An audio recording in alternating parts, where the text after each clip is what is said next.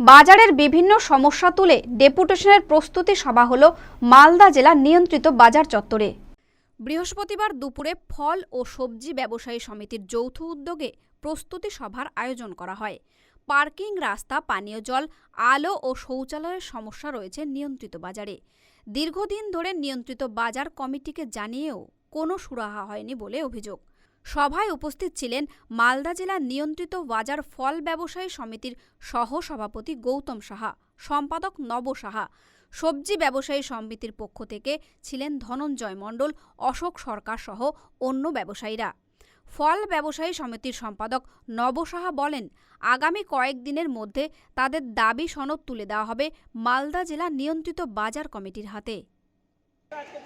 মার্কেটে ব্যবসায়ীদের মধ্যে রাস্তা জাম করে দিচ্ছে গোটা মার্কেট জামের জন্য আমরা সমস্ত দোকানদারকে আজকে মিটিংয়ে বসছিলাম সতর্ক করার জন্য যে আমাদের রাস্তাগুলো সব জাম হয়েছে, এগুলো রাস্তা যেন জাম না হয়, আর গাড়ি যত রাস্তায় দাঁড়িয়ে থাকছে সেগুলো যেন পার্কিং জন্য পাঠানো হয়। আর মার্কেট তো পরিষ্কার পরিচ্ছন্ন হচ্ছে না, আরএমসি থেকে কোনো কাজই আমাদের করছে না।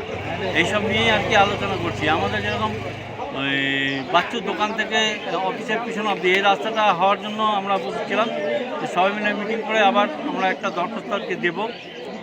আর আমাদের মার্কেটে কোনো আলো নাই, আলোবিহীন মার্কেট। আমরা নিজস্ব দোকান থেকে কানেকশন দিয়ে আমরা আলো জ্বালাচ্ছি। মার্কেটে পায়খানা, বাথরুম, ফলপট্টি বা আমপট্টির মধ্যে করে দেওয়ার কথা ছিল, যে আমাদের বিশুদ্ধ পানীয় জলের একটা ট্যাঙ্ক এখানে লাগিয়ে দিবে আর কি, আর পায়খানা বাথরুম করে দেবে, কিন্তু এগুলো আমাদের কোনো কাজ হচ্ছে না। সেই জন্য আমরা একটা ডেপুটেশন দেবো বলে আমরা সিদ্ধান্ত নিয়েছি। কাকে দেবেন deputation? RMC, regulator market committee. Malda today.